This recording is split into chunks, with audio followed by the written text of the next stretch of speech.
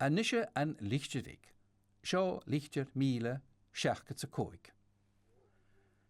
Ha skíran Gaelach tír mór na halapa, an san de var an crechu catlicach fat úne vór. Ha exemplar an a brai la chapper, an dúich chimichel drochat an núnachen, agus drochat roai.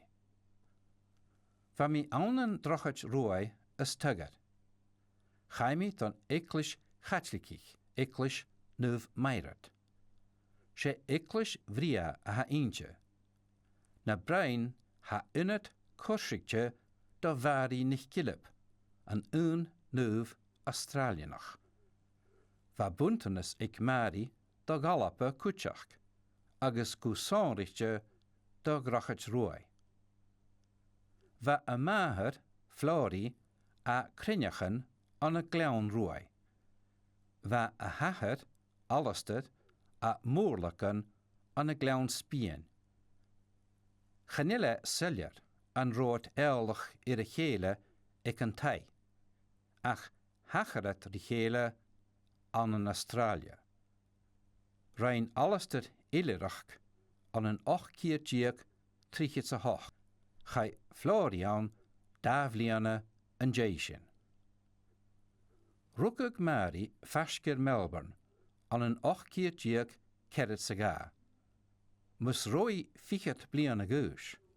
Va fisechke gan roi son a vi a giano upper je, maar a chanigi heen.